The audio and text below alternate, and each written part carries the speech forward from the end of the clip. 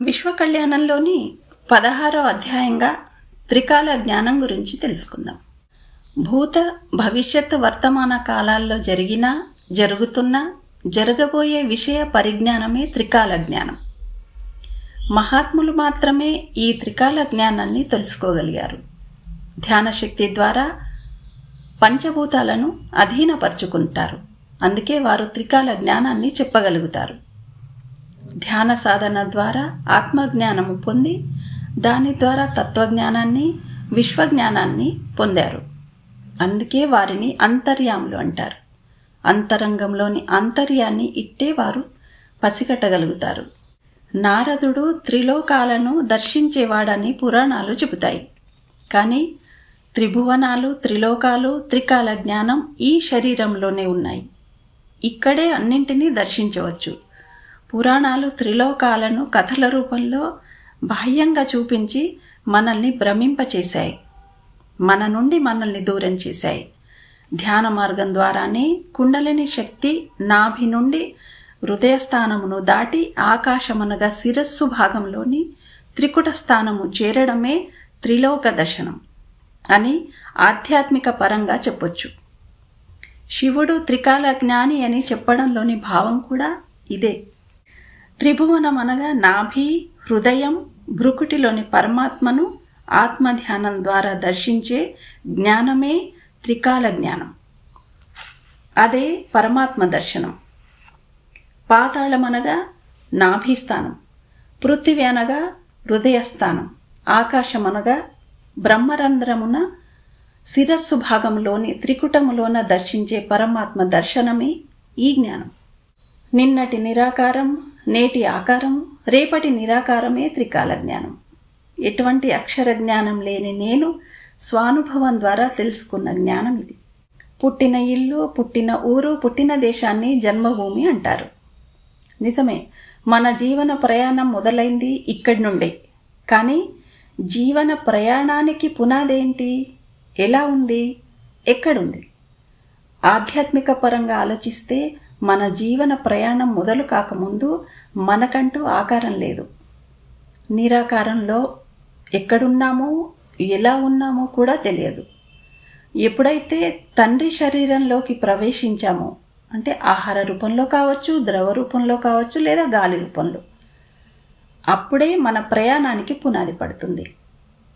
తండ్రి శరీరం నుండి వీర్య రూపంలో తల్లి గర్భంలోకి ప్రవేశించి అండంగా మారినప్పుడు ఆత్మతేజం మన జన్మను మొదలు పెడుతుంది.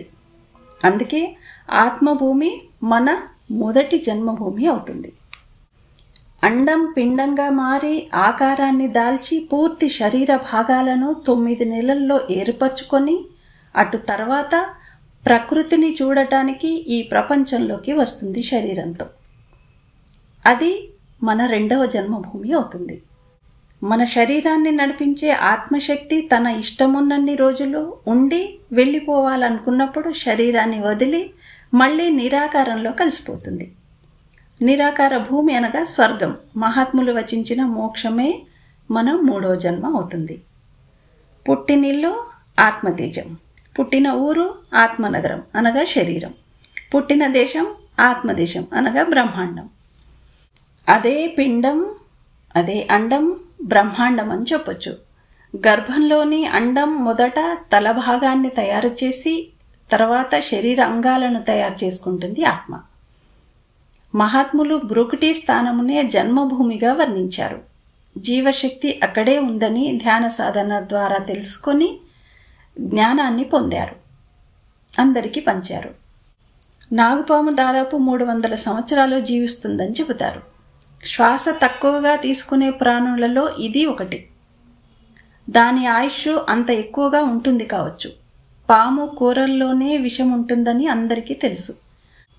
ఆ విషం కనుక ఇతర ప్రాణులపై ప్రయోగించక అలాగే నిలువ ఉన్నట్లయితే ఆ విషమంతా కలిసి ఒక మణిలా తయారవుతుందని గ్రంథాలు చెబుతున్నాయి. అందుకే నాగమణికి అంత ప్రాముఖ్యతనిచ్చారు. ఈ మణి ఎవరికైతే లభిస్తుందో వారు చిరంజీవులుగా ఉంటారని, నిత్య యవ్వనులుగా ఉంటారని చెబుతారు. ఇది ఎంతవరకు నిజమో నాకు తెలియదు, కానీ మనిషి గురించి ఒక్కసారి ఆలోచించినట్లయితే పాముకు కూరల్లో మాత్రమే విషం ఉంటుంది, కానీ మనిషికి నిలువెల్లా విషం ఉంటుందని అంటారు. ఎలా?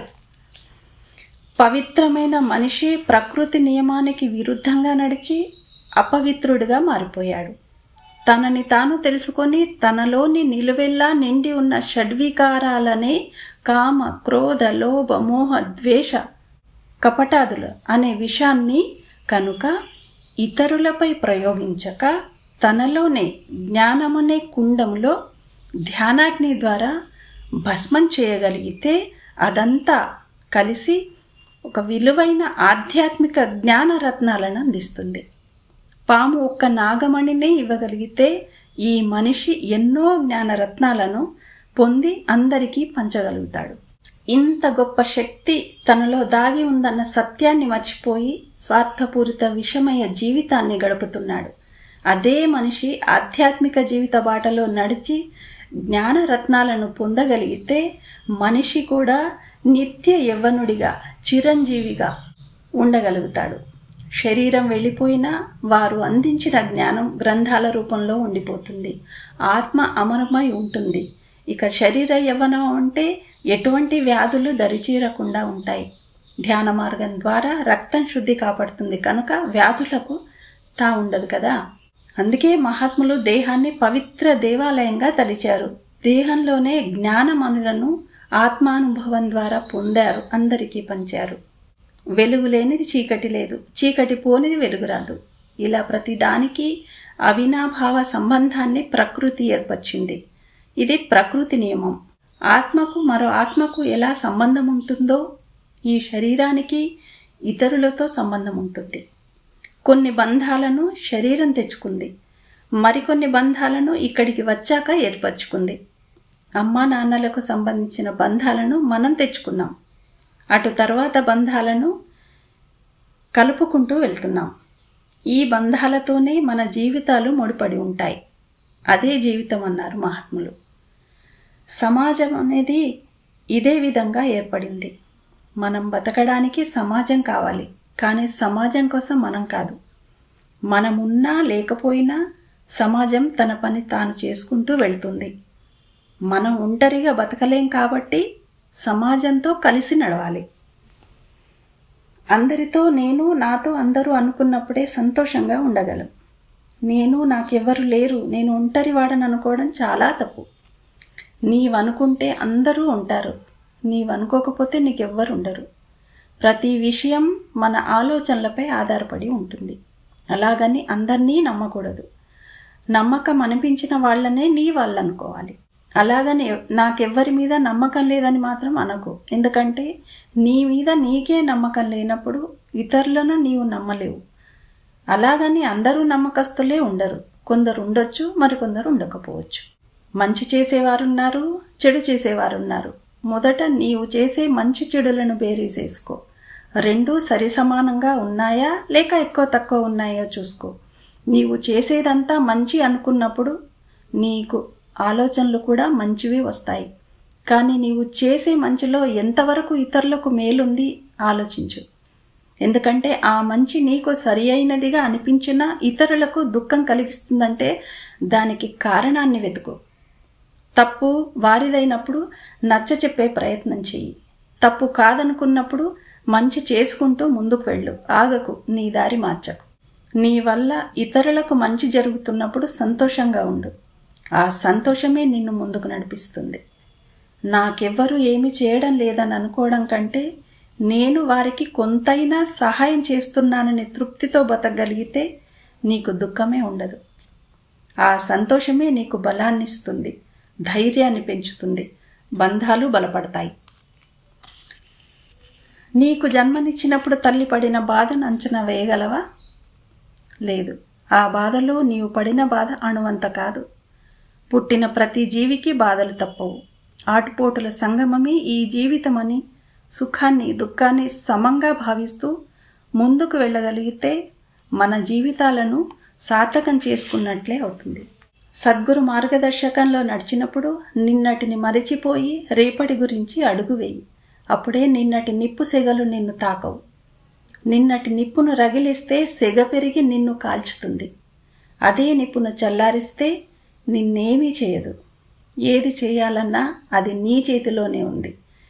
నిన్నటిని తలుచుకొని బాధపడతావో, రేపటి గురించి సంతోషంగా ఉంటావో నీ ఇష్టం.